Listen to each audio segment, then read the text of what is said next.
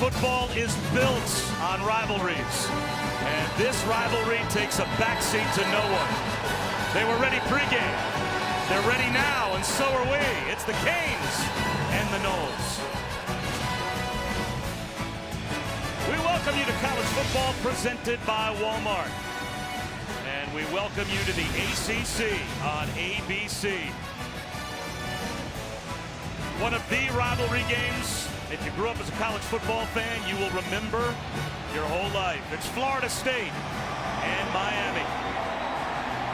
I'm Bob Wischusen, alongside Brock Ewert. Allison Williams will join us down on the field in just a moment.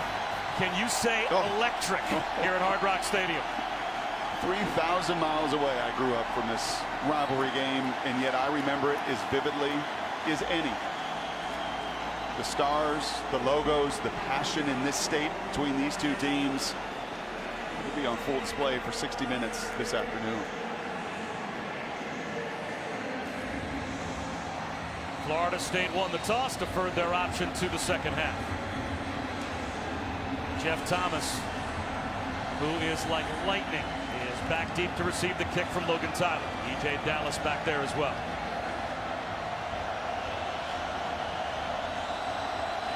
Miami and Florida State underway here just north of Miami. Thomas from the 1. Stood up at about the 22. And Allison Williams, a short time ago, you got a little peek behind the curtain. They let Allison into that Noles locker room just before kickoff. How much fun was that? Oh, it was awesome. Because, you know, this is Florida State, Miami, so the trash talking starts well before kickoff. And that was the case as the Seminoles made their way into that locker room yelling, "This is our house." They have never lost here at Hard Rock Stadium. Once inside, the guys were loose. The music was blaring. They were dancing.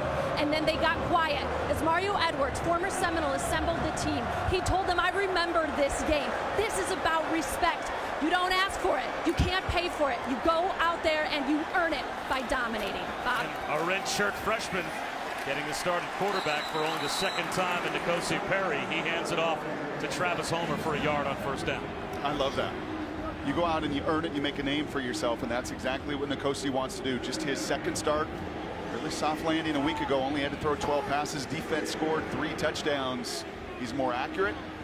This team loves him. The fan base gave him a roaring ovation, and he's going to have to battle here against a big-time opponent, a big-time rivalry. Homer again. Florida State trying to rip the ball out. He gets to the 29. It will be 3rd down and 3 after a gain of 6. And Mark Richt knows this rivalry from both sides, because back in the late 80s through the 90s and all the way to the year 2000, he got his start as a GA on the staff of Bobby Bowden and eventually rose up to become Coach Bowden's offensive coordinator.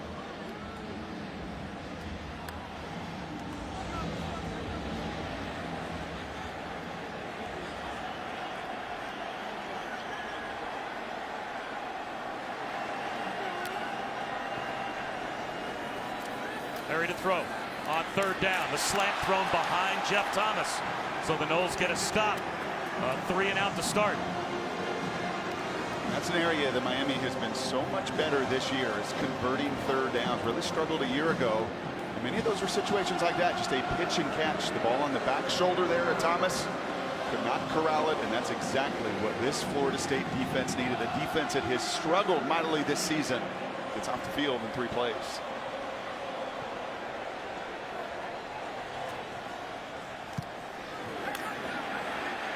Punt from Zach Fiegels.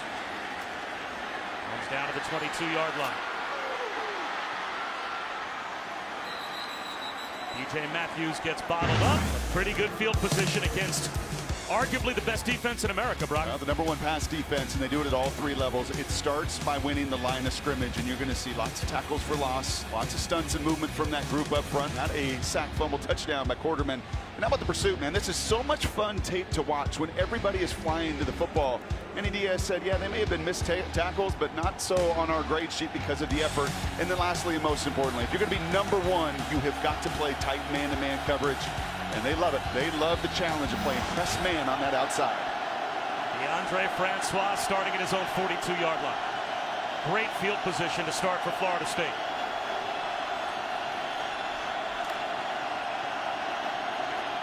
Four-man rush.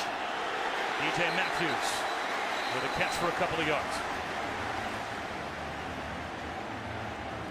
It's going to be key today for Francois is to get that ball out of his hand. This is a group that is relentless, and just look at the defensive ranks. #1 in passing yards. I think, as I just showed you, because of the way they do it at every level. The third down conversions, an area of tremendous improvement with veterans. And the tackles for loss, that's the big guys up front, and that's not a good look. Wide receiver hitch quickly out to Nyquan Murray. And Nyquan Murray fights his way for a first down. Back-to-back plays, and that ball is out of DeAndre's hands in less than 2 seconds. And you're going to see this kind of tempo. This is what they want to do. Multiple formations. Really feel like DeAndre's gaining in comfort with everything they want to do. Lots of formations and lots of tempo. Quarterback run. 3 yards for DeAndre Francois. Jonathan Garvin made the stop.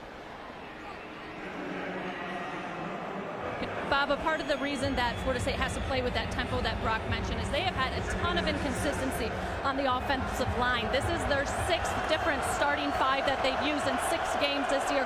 One piece of good news, Derek Kelly should be available, so they do have a little bit more depth on a very thin offensive line.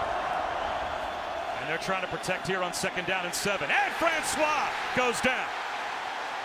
So there is the banged-up offensive line surrendering a 7-yard sack. And it was Michael Pinckney, and he's coming in here, and you'll see this from the used linebackers. A group that has played so much football together. As it is a delayed stunt and blitz, 4-man rush, and in comes Pinckney as that pocket collapses. I love watching this defense this week. This is as much fun this season as I've had watching any defense in college football. They play together, they play so fast, and man, are they violent. 3rd down and 14 after the sack. 3-man rush. Francois, middle screen, caught by Trey McKitty. The tight end off to the races. First down. Perfect play call after the timeout by Willie Taggart and crew. Tremendous poise from Francois. He's as tough a quarterback as anybody in college football. He knew he was going to get whacked. He had to attract that rush to him. While it was just 3 men, he ends up on the ground. But more importantly, the Noles get the first. Wes Patrick takes a wallop at about the 26-yard line. Still picked up 4. It is Jaquan Johnson that delivered that shot. And Francois, you know this as a quarterback. He's looking off. He's trying to attract those defensive linemen, and he knows he's going to get hit. But that's the courage this kid displays. Patrick moves the chains. And the Noles are in the red zone. Well, looking at the first 5 weeks of the season, Brock, you can make an argument that in the last 40 years, it's the worst 5 weeks, despite a 3-2 record, that Florida State has ever played. They have been terrible so far this season. Taking a shot up the seam, bobbled, caught at the goal line. It's a touchdown to DJ Matthews, or check that Keith Gavin if it stands. There is a flag down back near the line of scrimmage. We'll have to check the marker. Offside, defense, number 19. That penalty is declined. Result of the play is a touchdown. So it is a touchdown for Keith Gavin from DeAndre Francois. He was down right at the goal line, and they'll take another look and make sure that he was in. He's in. He just lands right on top of Bandy there. He just can't. The undersized corner, and Trajan's had a fantastic year. And that is one of the matchups that Florida State wanted to take advantage of. Some of their size out on the perimeter. And a tremendous job. And Gavin scoring his first touchdown of the season. His first touchdown is a Seminole.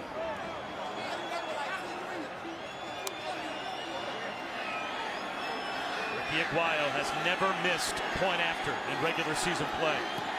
He is now 101 for 101. And one of the best rivalry games there is, off to a great start. Florida State and Miami, the underdog, on top early. Speaking of tough atmospheres, Florida State handles it extraordinarily well to start as Logan Tyler puts it through the back of the end zone. Four-man rush. Slant. It is there. Oh, a big hit on D. Wiggins. Somehow the true freshman held onto the football, picked up 9 on third down. He's got something to say about it, too. Man, that just felt like this rivalry, didn't it? Everything that we showed through the years in this rivalry, just hard hitting, just guys getting after it. The eyes are up there at Natural Dean, the safety that's trying to do what he can to separate the football. But a really well-timed throw. The best throw yet from Perry on third down to get the conversion. And a clean hit from Natural Dean. Did it right with the shoulder.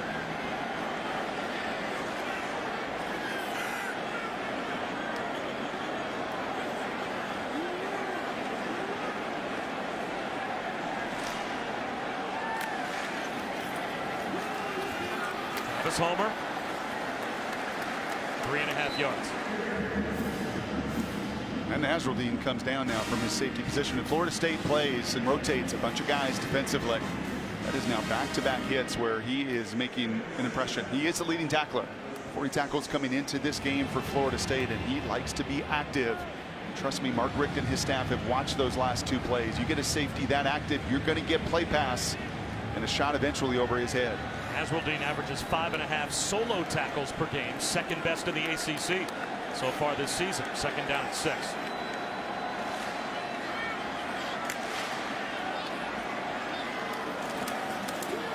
Homer trying to turn the corner. And he is right about at the first down line to gain. He picked up 5, looks to be a foot short. Asante Samuel made the stop, so it's third down and less than 1 as Samuel's tapping out. Yeah, he's worse for wear on that. Third down and about a foot.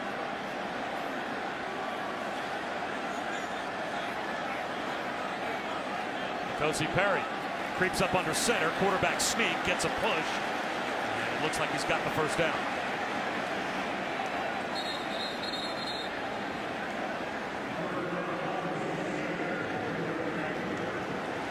Last week, N'Kosi Perry, 8 of 12, 125 yards, 1 touchdown, 1 interception. And it really, Brock, wasn't on his shoulders with how the defense produced against North Carolina. Like Florida State-Miami game, though, expect it to be a very different story today. Yes, and you saw a little nervousness, I think, early. A couple throws, a comeback that was a little bit left inside. A little late to a check down, and he throws out of bounds, but a nice third down conversion on the slant route. Let's see if that just gives him a little comfort. And this is the area again between the 40s. Coordinators love to be aggressive and take those shots down the field. DJ Dallas breaks a tackle. Turned back just shy of the 45-yard line. But that is a first down. Bob, this is N'Kosi Perry's second start as he took over for 5th-year senior Malik Rozier, who went 14-4 as a starter. But head coach Mark Richt said Perry gives us a better chance to win moving forward. And we're told Rozier took the news about as well as you can expect. But I've been watching him on the sideline. He's been supportive. He's the first one talking to Perry when he comes over. After Perry checks in with quarterback coach John Richt on the headsets, he talks him through whatever he heard. What he's going to hear right now is he's got 2nd and long because DeMarcus Christmas wrapped up DJ Dallas and threw him back for a loss of 1.5 yards. First down defense been pretty good for the Noles today. It's been one of their challenges this season as we tick down here at the end of this first quarter. And this is what you and I expected. I listened to the guys on game day today, and every one of them thought this would be a blowout. You look at it, you look at the film of this 3-2 FSU team that has struggled so mightily, and a Miami team that's been hot. But they seem to forget in a rivalry game, and in this matchup in particular, 14 of the last 17 one-possession games. Maybe in store for that today. Yeah, you walk through the Miami training facility and look at the names up on the wall, and it is one household name after another. So many of them are here today, as Ed Reed has been inducted into the Canes Hall of Fame, and why not? And a lot of his old teammates and a lot of other stars of Miami football have come out to support Ed Reed. They're down on the sideline. And also some luminaries from Florida State as well. There's Derek Brooks, whose son is playing that Sam linebacker spot for the Noles, his old spot. Travis Homer for 4. We didn't even have time to show you all the guys that are down on the sideline. There's Edger and James.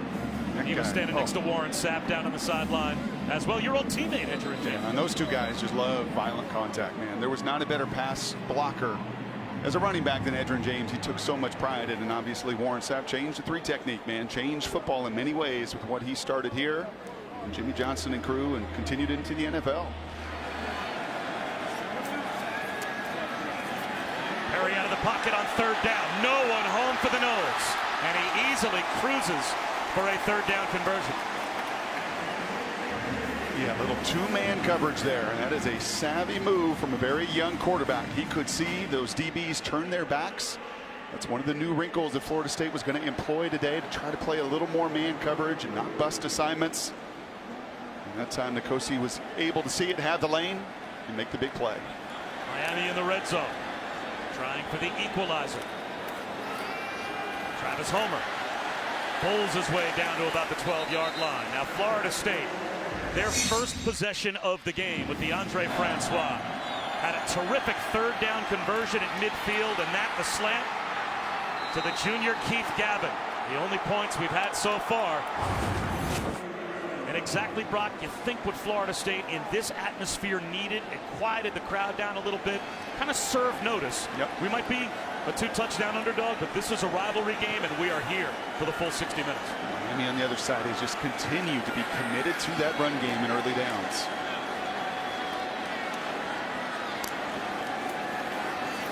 Counter to Homer.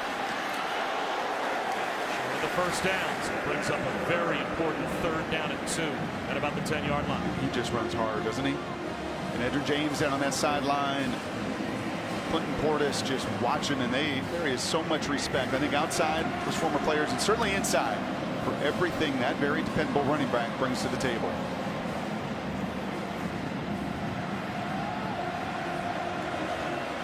That brings in DJ Dallas. 3rd down. And a short 2. He lines up behind Nkosi Perry.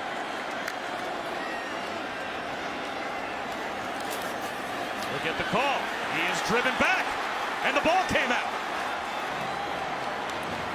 He may have gotten it back. What a terrific play there. You saw Derek Brooks earlier. His undersized son playing linebacker. Kalen Brooks. He beats the blocker. And there can be times there's an advantage to being 5'10" and playing linebacker. Sometimes they can't spot you and see you and do it any better than that, setting up a 4th down call that Coach Rick looks to be very aggressive. Wow, you think they're actually going to snap the ball here, or is this a hard count on 4th down and 2? Play clock already down to 10.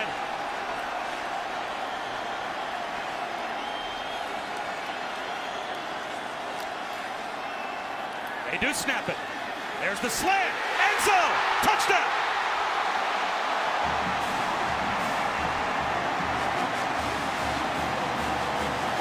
Lawrence Cager gets the Canes on the board. A touchdown on the 4th down conversion.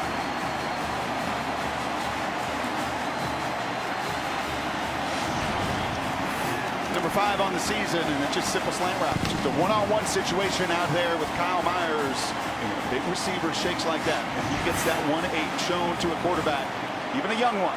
And a redshirt freshman there is no better sight to see as a quarterback. An easy pitch and catch for Cager's 5th. 34 career receptions now for Lawrence Cager. 9 of the 34 for touchdowns. How about that percentage? How about that call? How about Mark Rick says, I'm not playing for field goals today in this rivalry. I know who's the quarterback on the other side. That Francois, pretty dangerous. This effort and energy from the Seminoles, better than anything they've seen on tape. And the 4th and 2, man, that's put in an awful lot of confidence and trust in a redshirt freshman quarterback who loves the veteran receiver getting it done. Bob Wishoes and Brock Ewert, Allison Williams here in Miami. We are now deadlocked at 7 between the Canes and the Noles. Anthony Grant brings it out. The true freshman breaks a tackle. Just shy of the 30-yard line. Cam Akers spins across the 35 out to about the 37-yard line, a gain of 8. Bob, you guys are so right. For some rivalries, it feels personal. For Florida State and Miami, it is personal. I talked to the Seminoles' Fred Jones. He estimated he played with 30 guys on Miami's team. Mike Harlan said, I've played about 20% of the Seminoles, they know each other so well, and that's what makes this rivalry what it is. Jonathan Garvin on the stop. And it looks like Akers was just a little bit shy of the first down, so it's 3rd down and short. And they actually marked him down basically at the line of scrimmage. 3rd down and a full yard. Look at this formation. Akers again, jump cut, buried by Jaquan Johnson. He didn't get it. No, and I think Jaquan Johnson, a veteran player, looked at that formation, looked at the back-to-back snaps. And I love tempo, I really do. And I understand it when you're outmanned at the line of scrimmage. But that formation 1000% said same play, inside run. And Jaquan Johnson didn't even look to the outside. All 3 linebackers were basically lined up on the sidelines. And when you run that kind of tempo, there's only so many plays you're going to run. Just try to run back-to-back inside zone, and you're running an unblocked All-American. No chance. Mark Richt rolled the dice, scored a touchdown on a 4th down conversion. Willie Taggart is not rolling the dice here on 4th and 1 inside his own 40-yard line in a tie game. He's going to put it on Logan Tyler, and Tyler with an NFL-looking kick. Fair catch made all the way back at the 21-yard line by Jeff Thomas. The Noles and Canes, just what we would expect early on. Florida State and Miami here at Hard Rock Stadium, and they were tailgating early this morning, getting ready for this one. Bob Wischusen here with Brock Ewart and Allison Williams.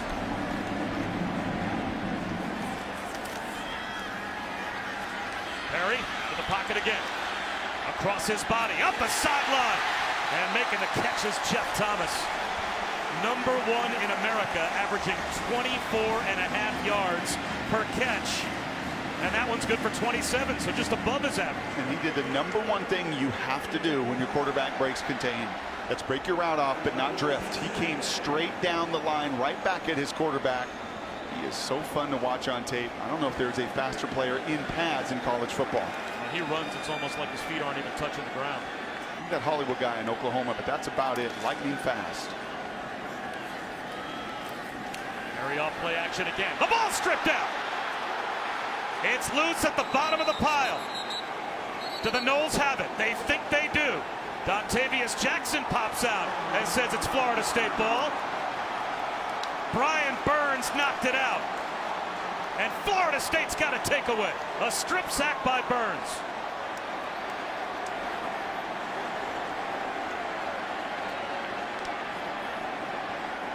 Is the backpack really going to come in this stadium? With the turnover chain, are you really going to pull that backpack out? He puts on the bag. Oh, there it is. The turnover backpack. And the crowd that loves when the chain comes out here in Miami. Oh, they love seeing basically Dora the Explorer pop out on the sideline for Florida State. Great field position, though, for the Noles at the 43-yard line after the takeaway.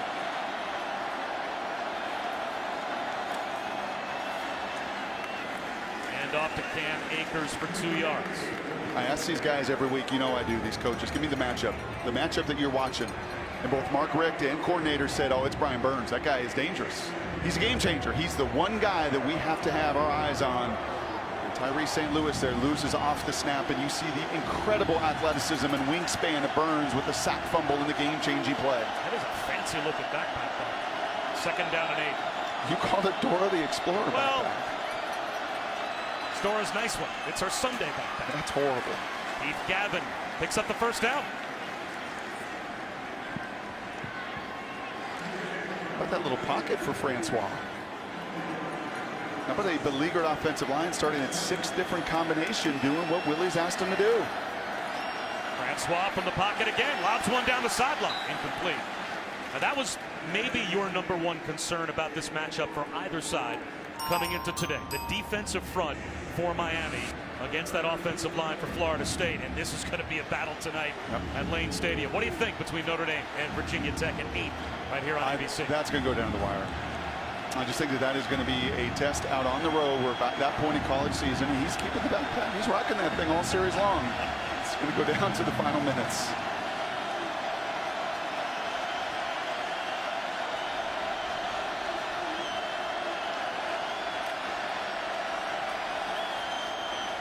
Canes blitz off the edge. Francois, quarterback keeper.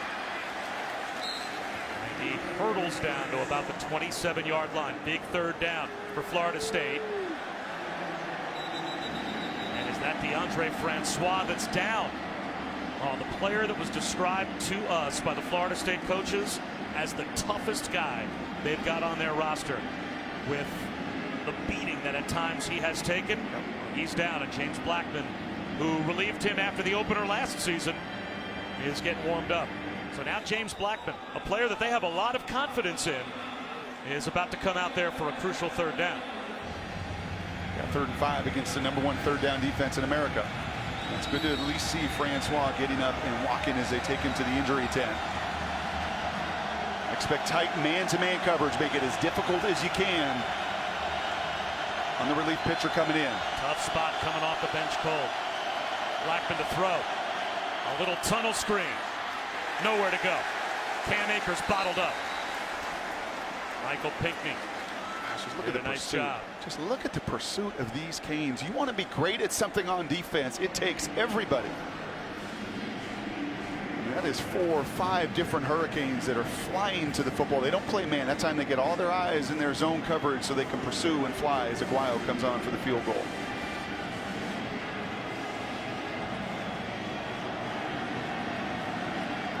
Aguayo not off to the best start this season, 4 of 7. After he led the ACC last year, 18 of 21. This one from 42 to put the Noles on top. Got it. Florida State retakes the lead. And we're coming back in a moment.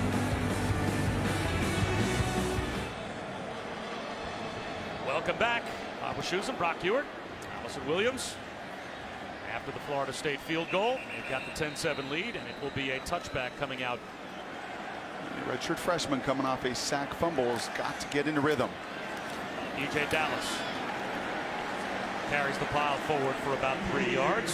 Janarius Robinson made the stop, and that's good to see. Francois able to come out of the injury tent, get on the bike, and try to loosen that knee up.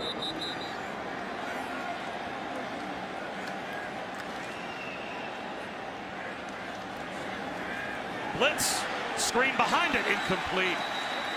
Perry had to rush the throw just a little bit with Brian Burns bringing pressure, and he couldn't find DJ Dallas. What do you say about Garvin Spider? I mean, that's what this guy is. He's a little bit light, about 240 pounds, but that is prototypical NFL.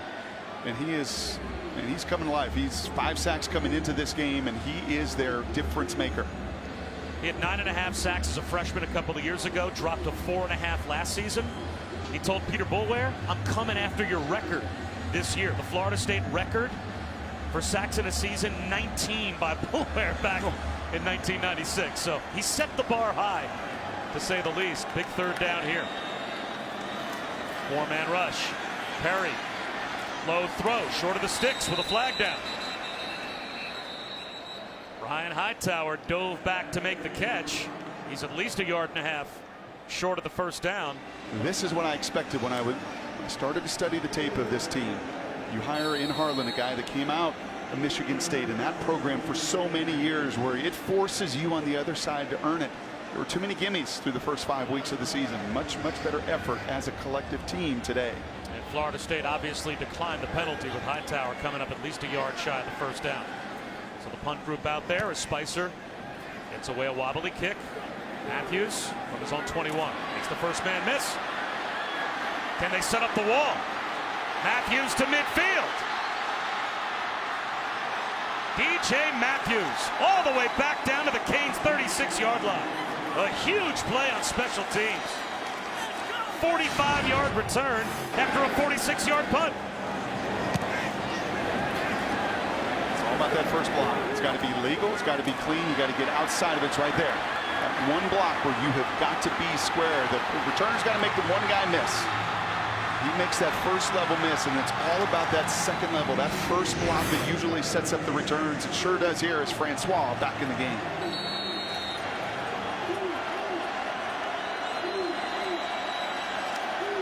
You got a shot? Instead, it's Jaquez Patrick.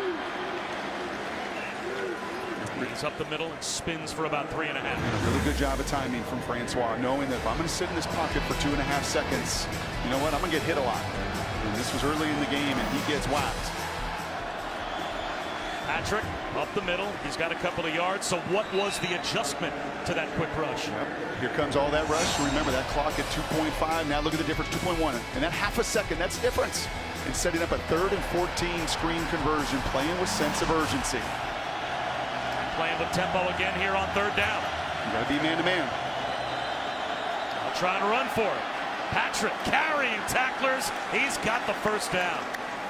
He is a load at 234 pounds. And he picks up 6. And so is the 340-pound left guard, Minshew, that was moving people at the point of attack to set up that surge. Patrick again blasts up the middle. Ran for nearly 750 yards last season. And he's closing in now and running for 200 yards so far this season. Some hands on hips here from those Miami defenders right now. Exactly what Taggart wanted to do with this tempo. The hammer looking for a nail, and he's finding a few. Jaquez Patrick up the middle. Another first down for Florida State. Coming up on the State Farm halftime report, Kevin Nagandi, Mac Brown, Jonathan Vilma. They are standing by. Now the look ahead to what will be an electric atmosphere as well tonight at Lane Stadium. This play blown dead before it starts. Prior to the snap, false start, offense, number 59, 5-yard penalty, first half. Cole Minshew is an awfully big man here at about 330 pounds. And whenever you're going to run this inside zone, you have got to win right there. You've got to win at that block, because if Patrick is going to come through, and too many times early this season, you're losing that initial block. Not the case today, certainly not the case on this drive.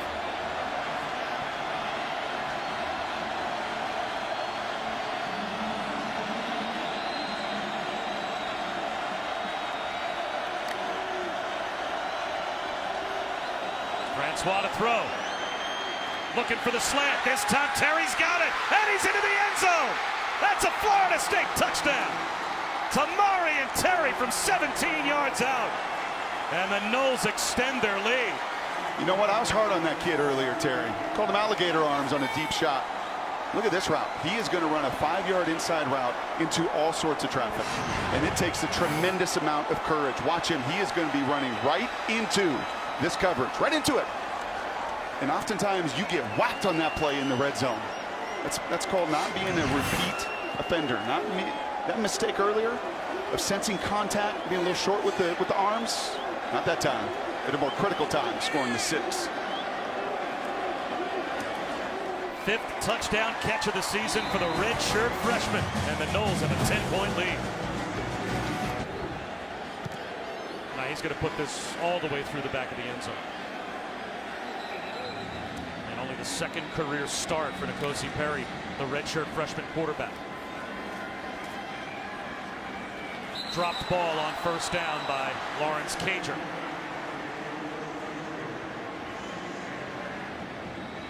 Just not in any rhythm. Right? That throw just a little bit like should have been caught. Absolutely. But if that's Francois on the other side, you're seeing him hit that back foot, and that ball's ripping. 3 years of experience versus just 1 start under your belt.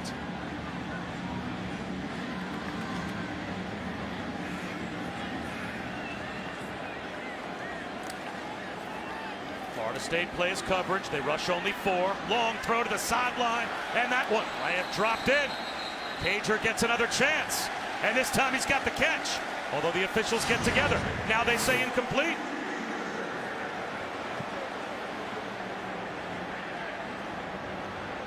Did the left foot land on the sideline as the right foot landed inbounds? Almost simultaneous. How about the right forearm elbow as well?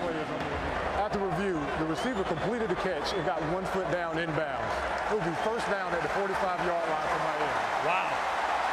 So they said that what we saw was indisputable video evidence that was a completed catch. And that is a big break for Miami as they've got the ball out to their own 48-yard line with 1:10 to go before halftime. And still 2 timeouts. Oh, they'll put it at the 45.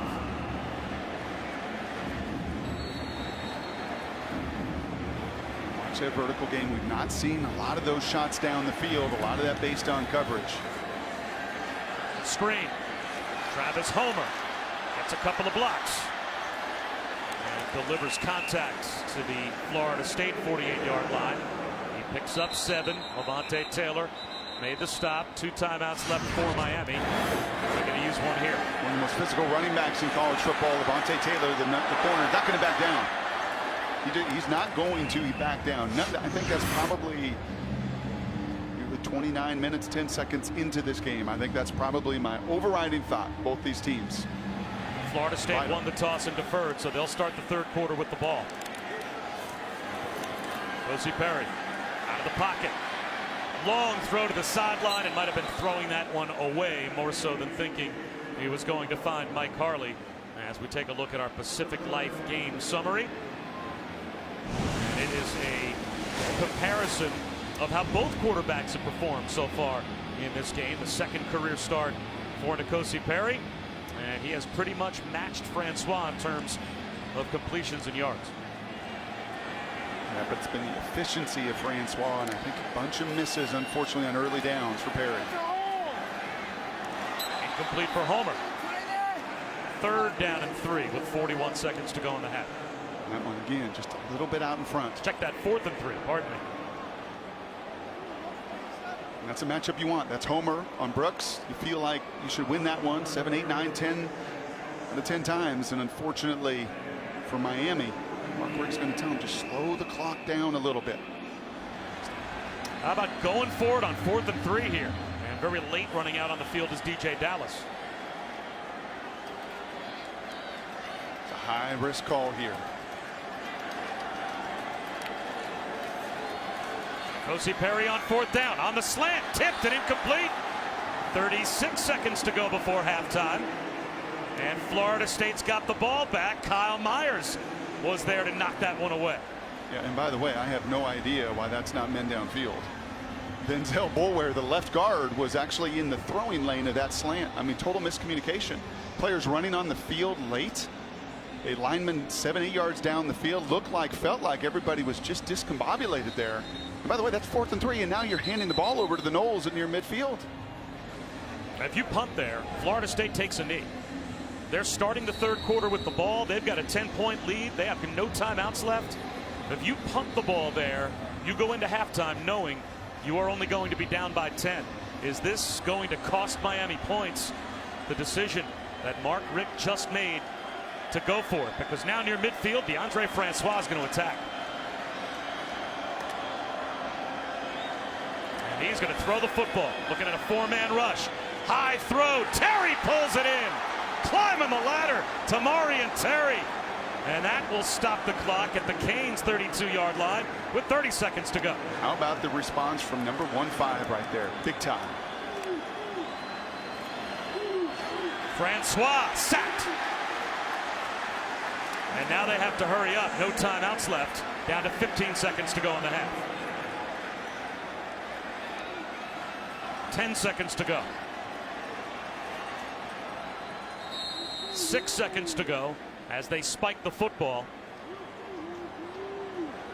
And would you try a really long field goal from here with Ricky Aguayo? And it looks like they will. This is probably going to be 54, 55 yards, depending on where they spot it. I'll tell you what, Miami got away with one here, right in the middle. Gerald Willis, the defensive tackle. Watch the hands to the face right here. In a physical game, they've let the guys play, but that's a call you typically see that umpire and those officials make when the hands get up and jerk the head back like that. Officially 53 for Aguayo, his career long 51. So this would be a new career high.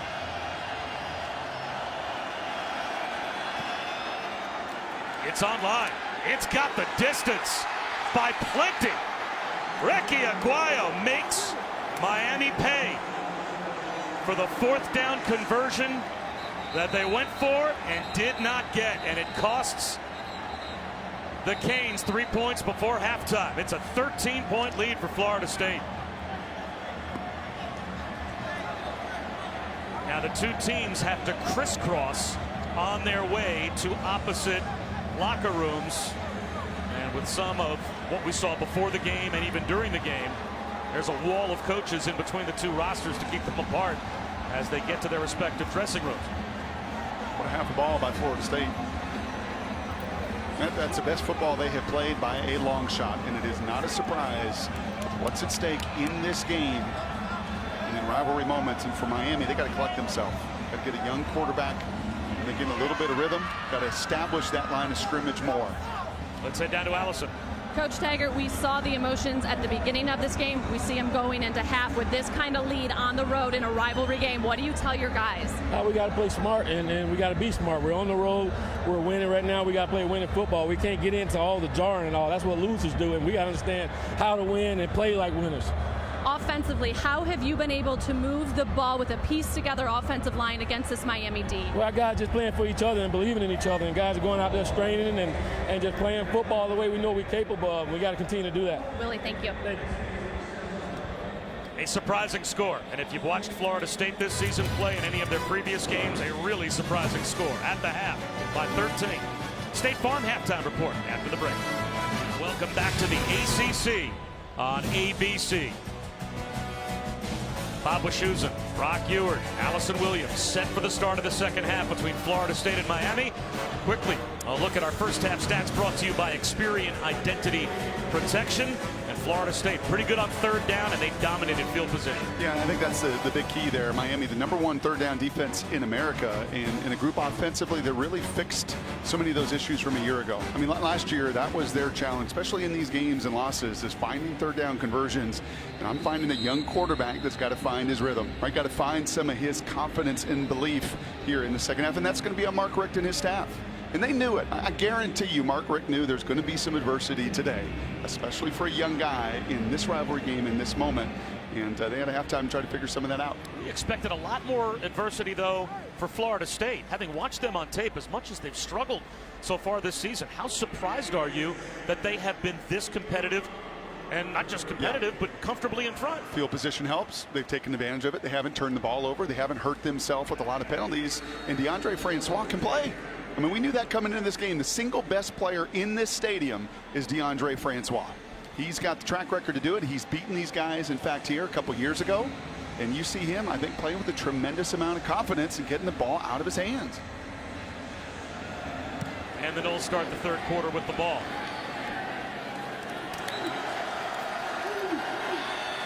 Good pocket for Francois. Tipped ball. Incomplete. Intended for Terry. Allison?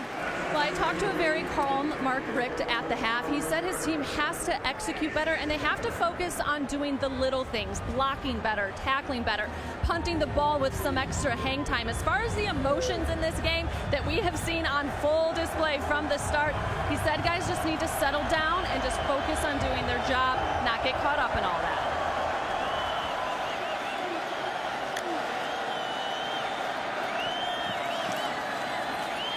Zone read to Cam Akers.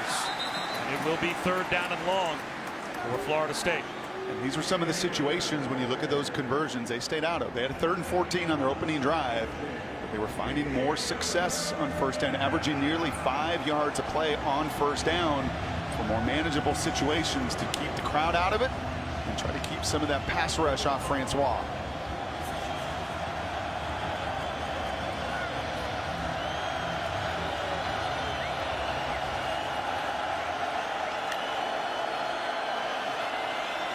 Five-man rush to the sideline. Francois incomplete. Threw it behind Naquan Murray and took a hit as well. That's Big Joe Jackson, 99. He could feel that the entire way. Two edge rushers for Miami. They'll rotate guys through. He's at the top of your screen, and he gets right by Brady Scott.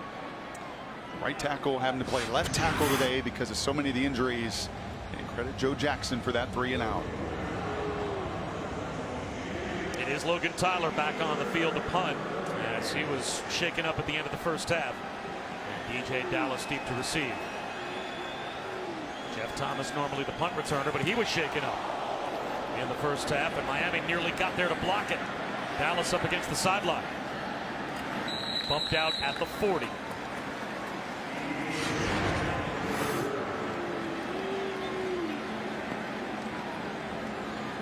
You know Mark Richt and what he wants to do. I think you're going to see and feel a whole lot more of that in the second half. Play action pass on first down. Perry can't avoid the sack. Brian Burns takes him down for a 5-yard loss. And that's first down woes. And I like some of the mix. They've taken some shots on first down. They've tried to run it, a little bit of play pass, but 1.9 yards of play. And that's an area where Florida State has so struggled through the first 5 games this season. And you talk to Mark Richt and any of these coaches, get that average on first down, you get behind the chains, and you just make your life much more difficult. And that -5 will only make that number worse.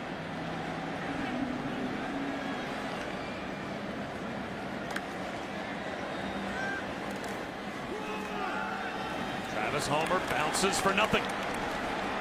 Third down and 15. And Merry Christmas. Big DeMarcus right in the middle right there. He just owns Hayden Mahoney, the right guard. And I got to tell you, if you'd watched the 5 games leading up to this, Bob, the coaches tape of all of them, you would have seen a Florida State group that was so much more aggressive, that was stunting themselves, I think, out of a lot of just positive plays. That's not the case today. They have been just very secure. Big Christmas in there, owning the middle of the line.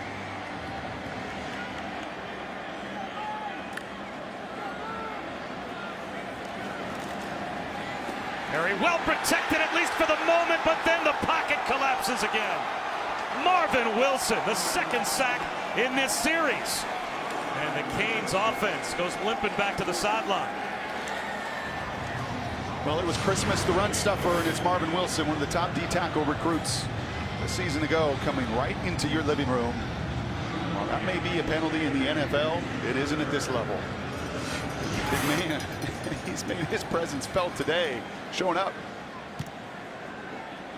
Wobbly punt, takes a Miami roll, and fielded on a hop by DJ Matthews, and gets loose. DJ Matthews down the sideline. Does he stay in bounds? At the pylon, touchdown.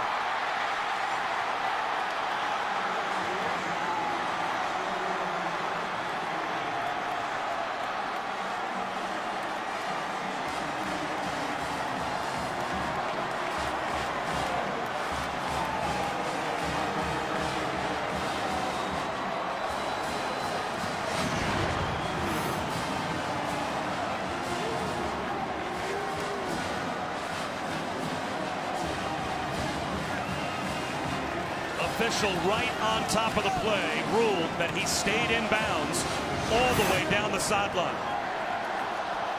They are shocked here in Miami. The Noles have a 20-point lead. And they've done it in all 3 phases. Sure have. A little okey-doke, a little pause right there. And these Seminoles were ready to play, much to the frustration of the Hurricanes fans. DJ Matthews had a big punt return in the first half that set up the short field and resulted in a Florida State touchdown. This time Rocky does it himself, a little okey-doke at the start of the return. You know how much courage that takes? Because those guys are flying down the field. And Brian Knowles right there is staring at him, and the courage to just pause right there. And you see that in kickoff returns. Maybe it's a little fumble on a return. It just sets everything up, especially when you've got the explosion that he has. Returnable for DJ Dallas from the 5.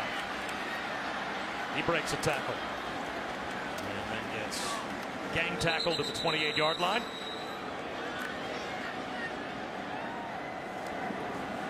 Play action on first down. N'Kosi Perry takes off and gets spun down for a first down. He picked up 11. Guys, this Miami team is getting frustrated. They desperately need a spark, something positive to get the energy up. I've been watching them on the sideline. It's been relatively quiet. You've seen guys frustrated, but they're trying to be positive. And, you know, so often we've seen the defense spark this team. That's what Trajan Bandy's trying to do. He was over talking to the offensive linemen, trying to get them fired up, telling them this isn't over. We can just need one score. We're back in this. Oh, they've got a ton of time as they go play action, or rather a draw play here to Homer. And he picks up 6.5. We got 11 minutes to go in the third quarter. I'll tell you one little spark you made is you made a change up front.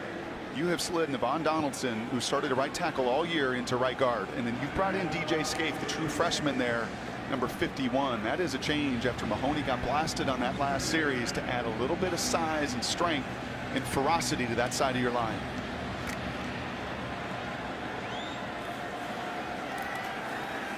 Wide open in the right flat. Trayon Gray. And Miami starts to get a little momentum going offensively as they cross the 50 with a gain of 13. And there is so much time. There should be no panic whatsoever. And the full playbook is open to you, but I like that move. I like moving Donaldson in. He is a big physical guy. Because winning at the line of scrimmage is where it all starts. Imposing your will in this system is a must.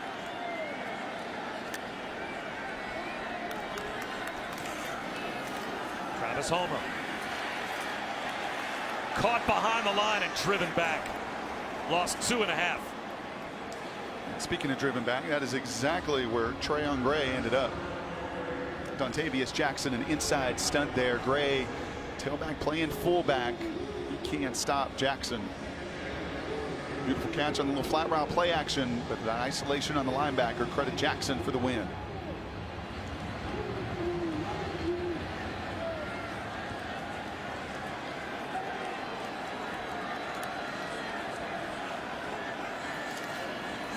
Homer tries the right side, looks to cut it back to the left side, and ends up in a sea of white, garnet, and gold. DeMarcus Christmas comes through for the 10th tackle for loss this afternoon for Florida State, and now it's 3rd down and a mile.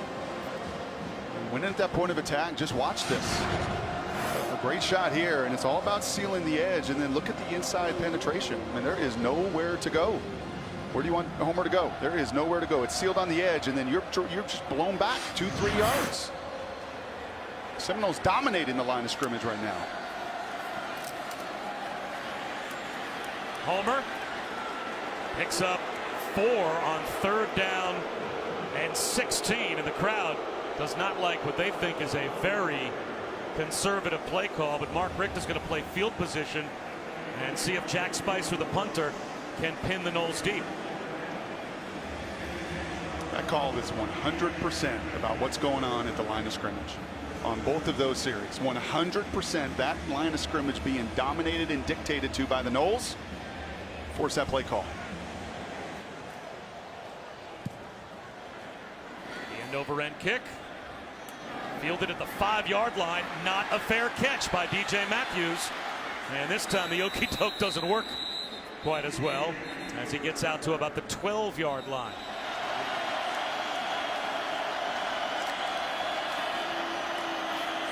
Cam Akers submarines up the middle and has a 1st down.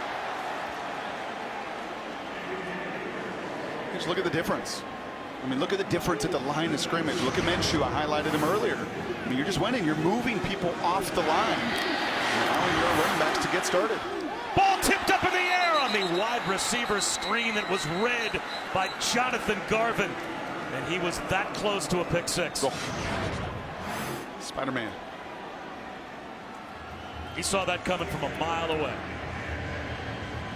We talked about it, Brock, while we were away, how important this series of downs is for the Miami defense after they made the decision to call it conservatively at midfield and punt.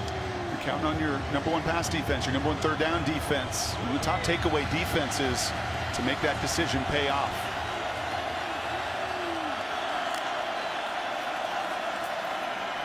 Akers. Out to the 27-yard line, maybe the 28. A gain of 4. Brings up a big 3rd down.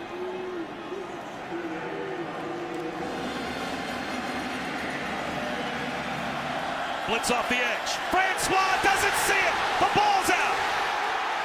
Is the turnover chain going to make an appearance? Sheldrick Redwine came on the blitz.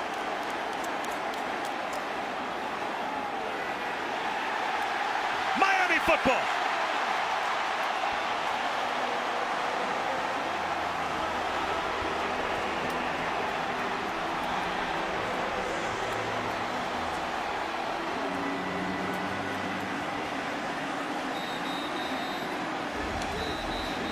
And the camera crew is heading over there to start the photo session. As you can see, all those fluorescent yellow vests getting in position. So they are set almost like the paparazzi as Gerald Willis puts the chain on. There is nothing that this stadium and this team needed more than that right there. A beautifully timed blitz. Francois doesn't see it and feel it, and it sets the Canes up in the red zone. And here is the QB draw. Perry pays the price, fighting for a yard or so. Gets a late push from his teammates, but now the officials say the play is over. And they may mark him down with not much real estate gained at all. Sam Nasruddin came up and made the stop. And if I knew it was coming, so did Florida State, because that's been such a big part of their scheme. And Nasruddin, man, he pulls the trigger. He did not hesitate whatsoever as those Noles were flying.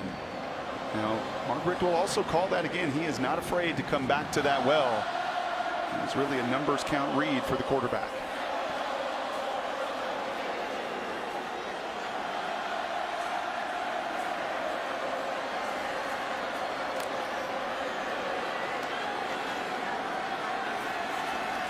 Perry lobs one, back of the end zone, through the back of the end zone, and incomplete for Wiggins.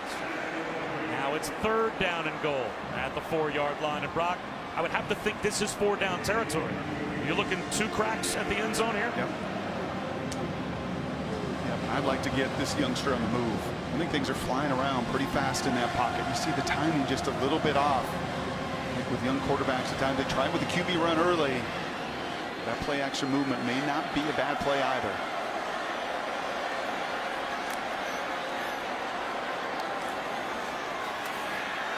Another lob for Cager. Broken up. Now it's 4th down. Asante Samuel was there. Yeah, the true freshman from St. Thomas Aquinas. His pops, again, watching. We've called his name a bunch of times. And you know what he did there? He didn't allow the big body to box him out. If you're undersized, then it's all about your timing and ripping that football away. Do not let that big man post you up. That's well done.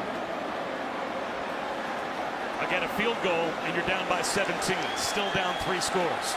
So Miami knows they've got to have a touchdown going for it on 4th down. Another lob for Cager. Does he have it this time? A wrestling match for the football. And Cager wins it for a Miami touchdown.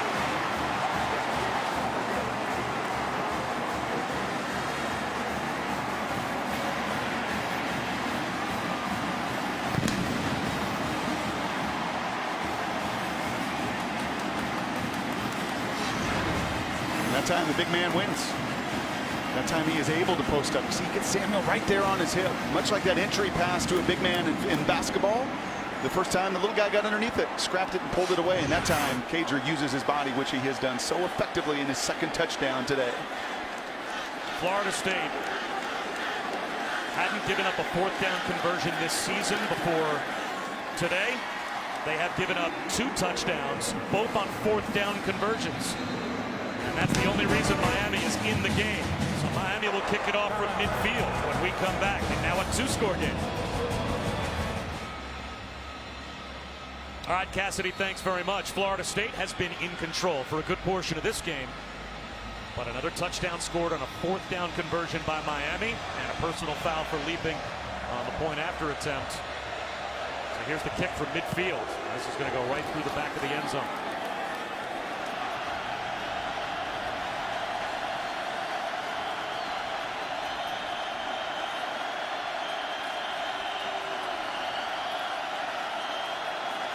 Play action. Francois. Happy feet in the pocket, and down he goes. Pat Bethel. Happy feet because the Spider-Man, Mr. Garvin, is right in his lap. Unblockable right now. Unblockable.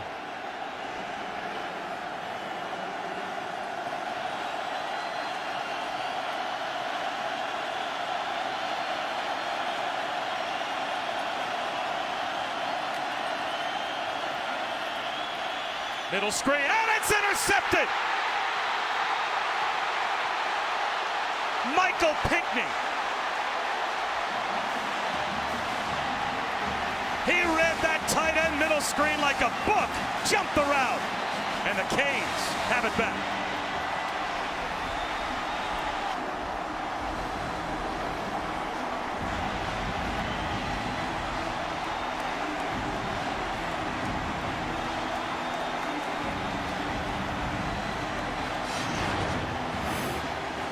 He read the guards, and then he read the tight ends.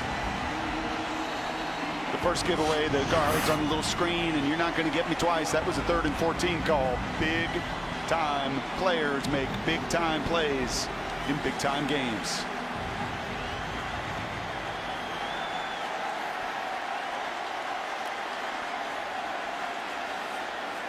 N'Kosi Perry lobbing one for the end zone. Jeff Thomas, touchdown.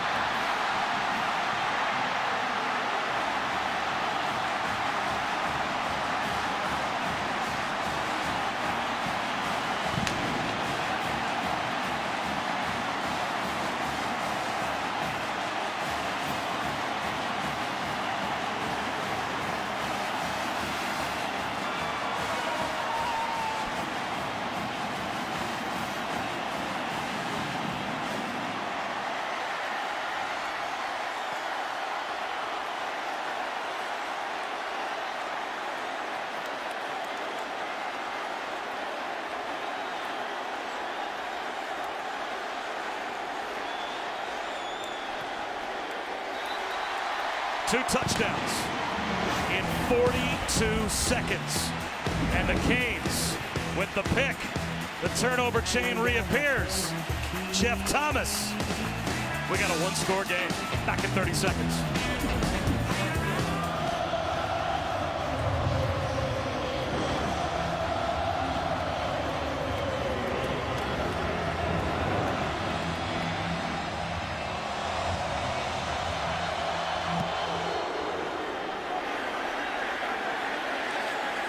Anthony Grant will take a knee. We still have a quarter to go. Whew. Amazing. 6-point lead for the Noles as we head to the 4th. Just another Saturday afternoon between Florida State and Miami. As we take a look at this week's college football rankings brought to you by Capital One. Rivalry games. How about the Red River? Did that produce? And so far, Miami, Florida State has done just that as well.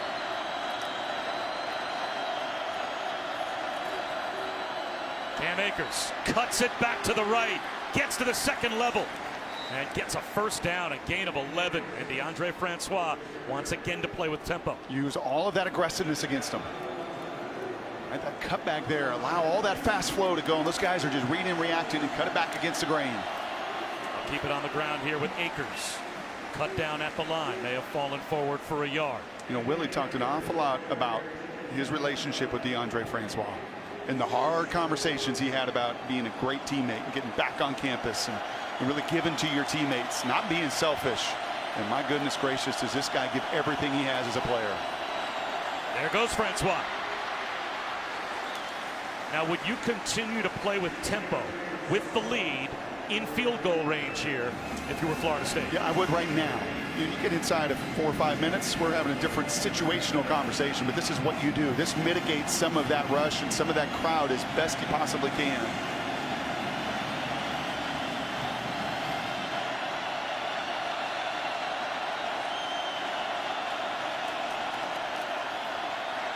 Francois, incomplete. Trey McKitty, the intended receiver. He was tied up with Amari Carter. No flag comes out. So yeah, with 12:47 to go, it's 4th down, and it'll be a field goal try. And he wanted one, and Carter was really aggressive with contact there. But they are largely letting these guys play tonight. Before halftime, Ricky Aguayo made from 53 a new career high. This one from 43, and this is a crucial kick. This to make it a 2-possession game again.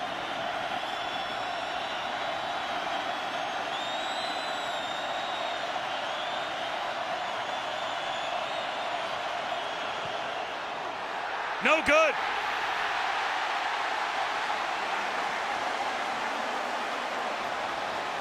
Well wide left. Wide left.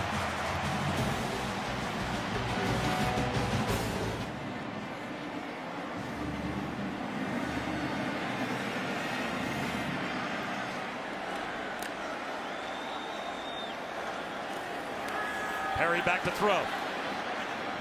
Mistimed the out route to Jeff Thomas. Speaking of timing, Willie Taggart had a long conversation with the white hat during the break. And I'm going to guess it's about this. This is what he wanted. They set it up so beautifully. You have sat on this play all game, and this is a touchdown.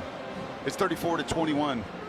And Willie frustrated, feeling like that ball was directly down the line. You wait on that, man. You sit in that, your back pocket. You have planned and waited for that play. And just 6 inches off.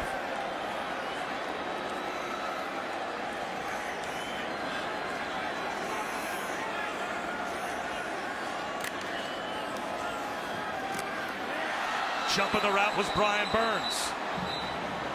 And now it's 3rd down and 10. I'll add last 2 details because I think it was that significant a play. DeAndre, you've got to just step up a little bit.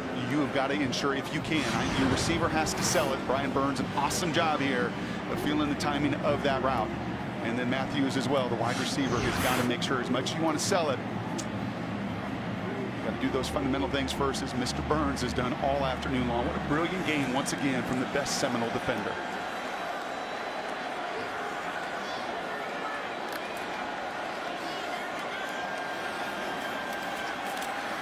Perry, deep shot up the seam, climbing the ladder. Jeff Thomas between 2 defenders.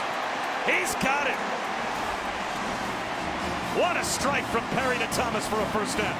Speed never slumps, and look at him. He is still hurting from that kickoff return earlier in this game, but it is his speed. 2 deep safeties, man underneath, 1 spot to throw it, and that is a throw that you only make as a young quarterback if you trust your receiver's going to go up and get it.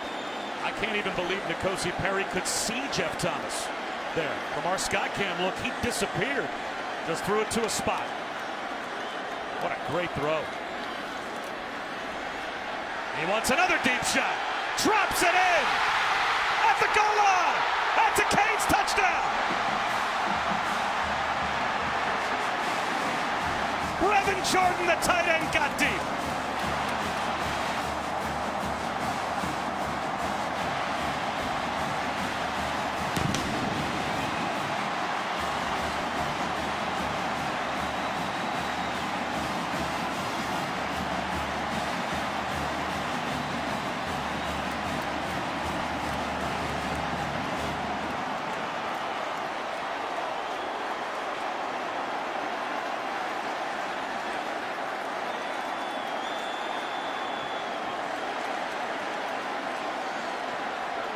Bubba backs up, breaks the tie. Wow. What else have we got in the last 11:52? Welcome back to college football, presented by Walmart. That's N'Kosi Perry's 4th touchdown pass. Give the Canes the lead. Players, formations, plays. How do I get my guy that I want to get the ball in the best situation? With a safety 20 yards deep. Those are the players. That's the play. There's the formation to spread it out, but ultimately it's the eyes. It's the eyes in N'Kosi Perry. Look at his eyes. Look at his eyes in that senior safety 20 yards deep. He can't be right. He can't be right. And that is a redshirt freshman that's grown up over the course of these 60 minutes, Bob. That if he stares at the middle of the field or he looks at Brevin, there is no chance where A.J. Westbrook is lined up, but instead he looks the safety out. He's got the matchup on Brooks that he wants to feast upon. And he does for the biggest play yet, with still 11 minutes to go. Akers finds a cutback lane. Gets wrestled down across the 25 at the 26-yard line after an 8-yard gain. Bob and Brock, you talked about the turnover chain, and of course the turnovers change the game, but that thing, man, it changes the energy, and it's been fascinating how it's been in the Seminoles' head since before the game even started. They were talking smack about the turnover chain pregame. When they had their backpack, they continued to yell to fans, "Where's your chain now?" Doing the motion like they're breaking the chain off of their necks. It is in their heads before the game even starts. I'll tell you what else is in their heads, and in their earlobes, and in their helmet, has been what that turnover chain has meant to this crowd tonight. 3rd down and 5.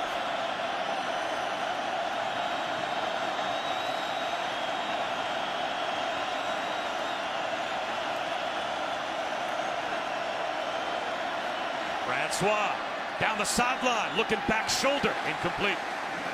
Tried to find Tamarian Terry. 4th down and 5. And here comes the punt group. And they've tested Michael Jackson a bunch, and they've gotten very little off of the senior. He's played his best game of the season. I'll tell you what, Jaquan Johnson on that second down run, he's the leading tackler of everybody. We have seen some phenomenal football players performing tonight.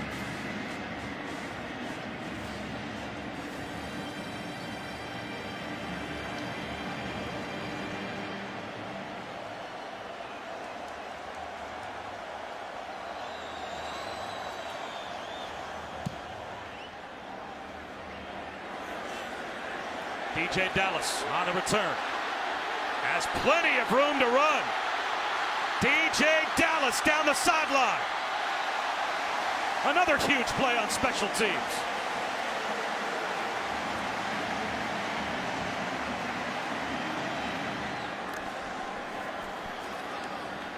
Homer up the middle, runs a man over. Keeps churning his legs. Down to the 10-yard line.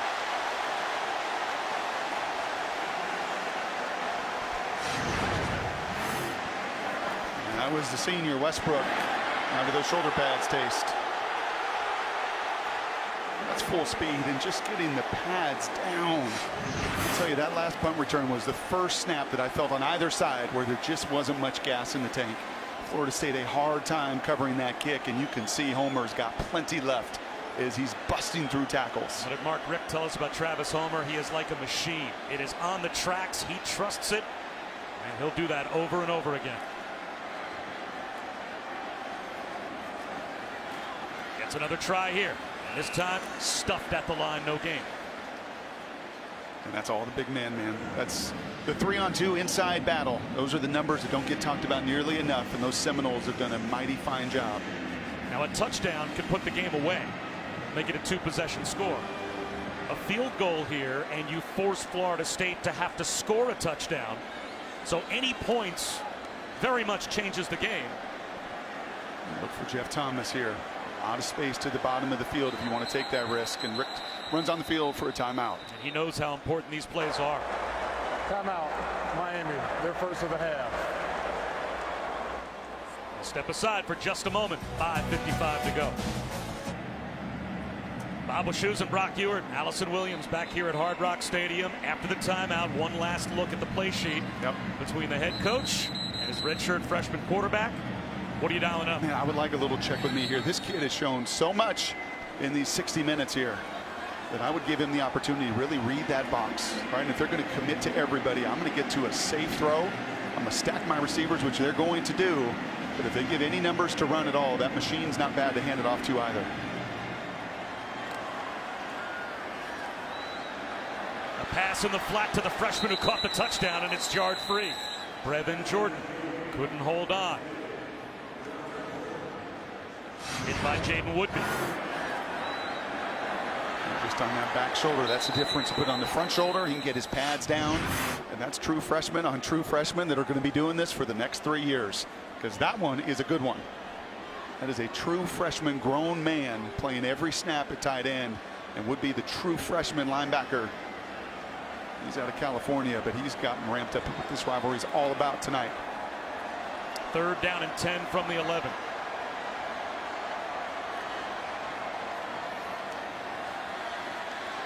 Bobbled and unable to come up with it was Lawrence Cager.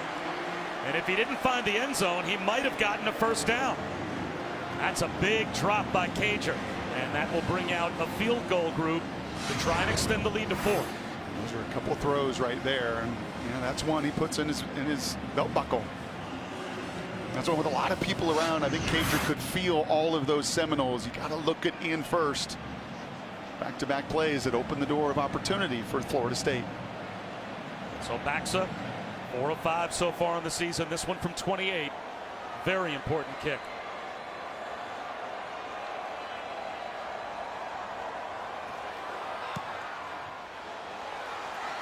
He missed it. Wide right for Miami. And now a field goal is still in play for Florida State, as a lot can still happen in the last 5:39. What a big miss from short range for the true freshman. Bob, how amazing is this game? I mean, how amazing that different guys in different uniforms through all of these years, and yet so much of these strips play themselves out, whether it's the one possession nature of it. And you can see Baxa right there as he's absorbing this, and it was Aguayo with wide left, and that's wide right. And this turnover chain that's just taken a life of its own, no matter who is playing out there. We'll start here with Patrick. Behind the line, brought down again, another tackle for loss for the Miami defense. A loss of a couple. It was Michael Pinckney helping out Gerald Willis. And you're running at their two best players. You're running at Willis and Garvin, and that's now double-digit tackles for loss, and that's a head scratcher to me.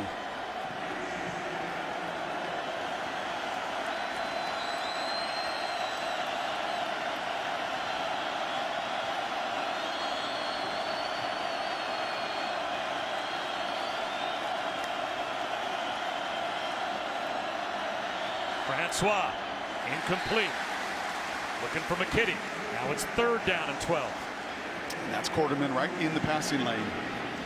That is some veteran guys here on a number of series against DeAndre that are right in the spots he wants to throw it. No matter what he tries to do with his eyes, he can't manipulate it. No matter what Florida State tries to do, they cannot take this crowd out of the game either.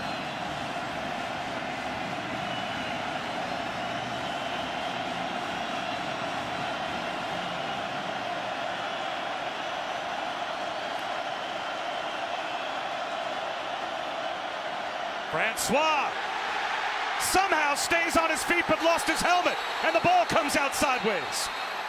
As soon as Francois' helmet comes off, the play should be dead. Jonathan Garvin got in the backfield again. And in college football, when you lose your helmet, that's it. The play is blown dead immediately. And he's still got the ball when his helmet comes off. Yep.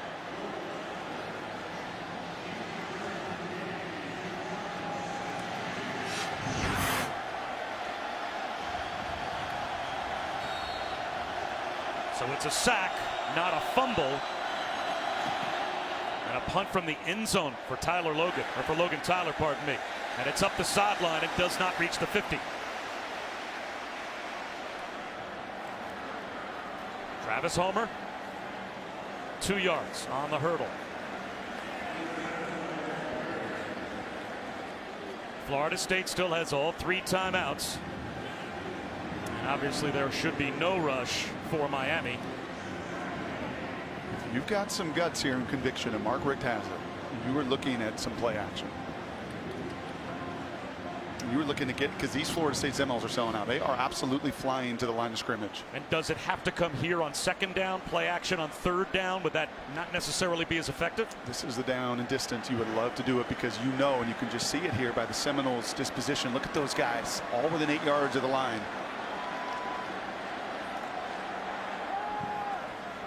It is a throw. It is a lob down the sideline for Wiggins. Incomplete, flag out. The 2nd time D. Wiggins has drawn a pass interference penalty. And it's Kyle Myers again. Really critical. There's no face guarding in college football. There's not.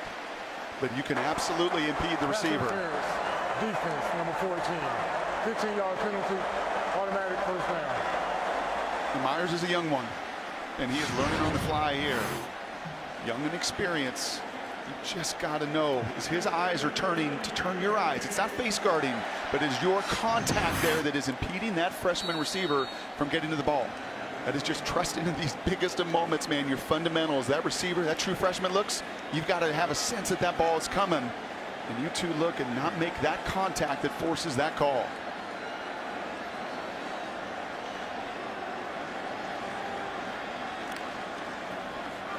Homer.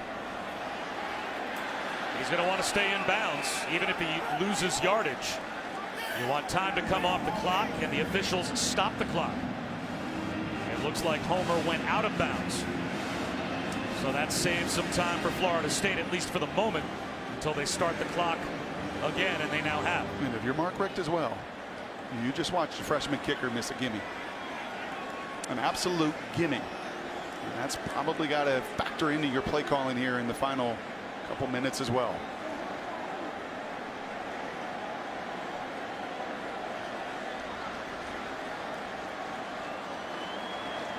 Where is Jeff Thomas? rollout. Perry, high throw across his body down the sideline. And with 2:35 to go, that stops the clock and makes it 3rd down and 11. They were looking to Thomas. They were hoping that Thomas would attract that underneath coverage, but credit the Seminoles. This defense been much maligned this season, but man, have they responded in some mighty big situational moments tonight.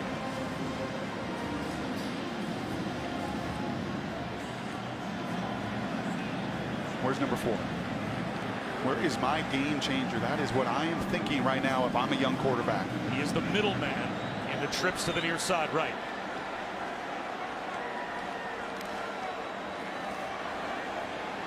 Pass out on the edge to Brevin Jordan. And he leaps to the sideline. Does he have a first down? He was going for the marker, and it looks like they'll mark him down a yard shy.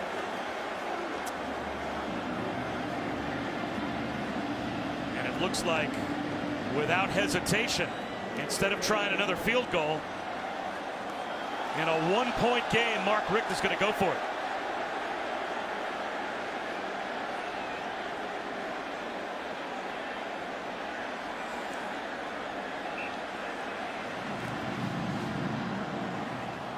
And off to the fullback, Trayon Gray.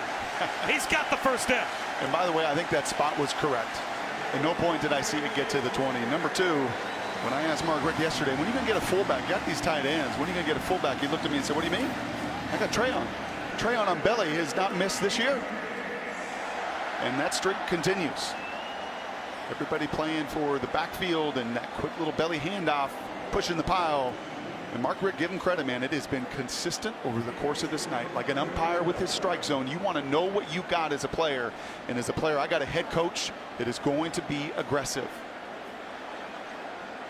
Play clock down to 3.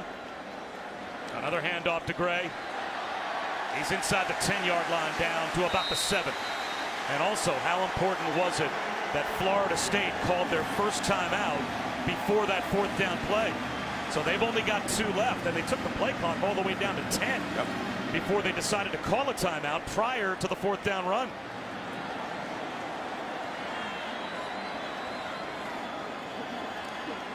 Well, they're certainly not letting them score, as that is a gain of about 1.5 yards, sets up 3rd down, and it will be the final timeout called by Willie Taggart.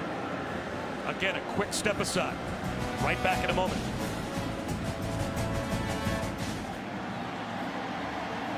The only reason you would ever try to intentionally let the other team score is if you're playing the percentages that I just won't have enough time on the back end of this sequence if I get a stop.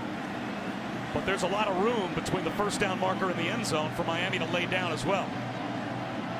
So here's the 3rd down and 3 play. Homer bouncing it outside. He's got a first down. And that will do it. Florida State is out of timeouts, and Miami can take a knee.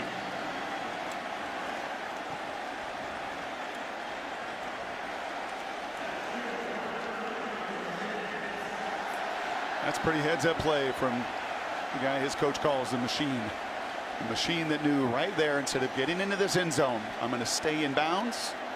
I'm not going to attempt to get into that end zone, and instead, the greatest formation in all of football for an offensive guy. And that is the victory formation. What a comeback this is for the Canes. Finally a 4-hour affair in college football to this point in the season that's felt like this.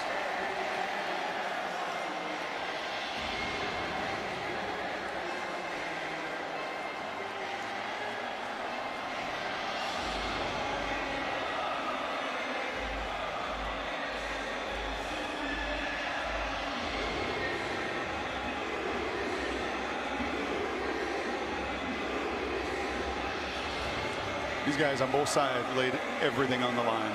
That's what I love so much about this rivalry. That when I was a kid 3,000 miles away and I watched this, I imagine young kids watching this game all afternoon all over the country like, man, these guys play so hard. It matters so much to them, and they care about it so emphatically.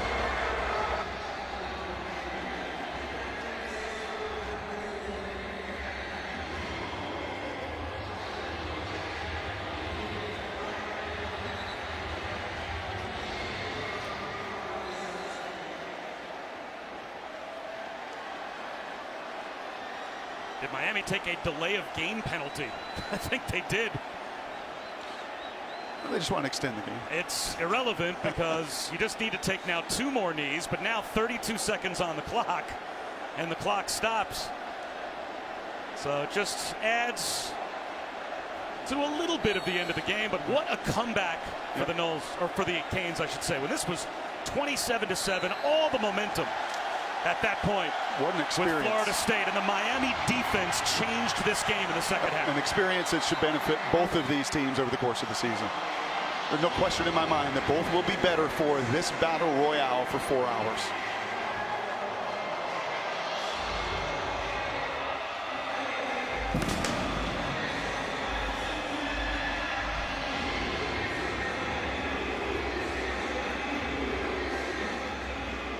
Let's go down to Allison. Coach Rick, you were down 20 in the third quarter. What changed the outcome of this game? Defense, turnovers, and then taking advantage of it offensively, making some good throws and catches.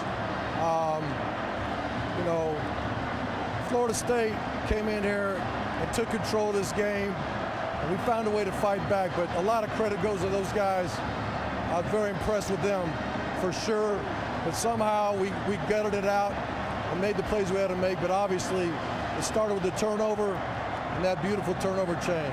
I want to ask you about that. How did not just the turnover, but that turnover change the energy and the feeling of this ball game? Of course. I mean, when you get a turnover like that and get the ball deep in our territory and we take advantage of it, I actually had to have a 4th down to get it done the first time, I think. But just guys making plays, probably didn't make as many as they should have. Probably didn't hit as many open people as we should have. Probably didn't catch the ball as good as we should have, but we did enough to win. You sure did. Congratulations, Coach Rick. What a game, as it always seems to be between Florida State and Miami. Thank you, college football. Thank you, man. What a night. For Brock Ewart and Allison Williams, I'm Bob Wischusen. After the break, it is your local programming, and then top of the hour, guess what? More college football. Notre Dame and Virginia Tech is coming up. So long from Miami Gardens.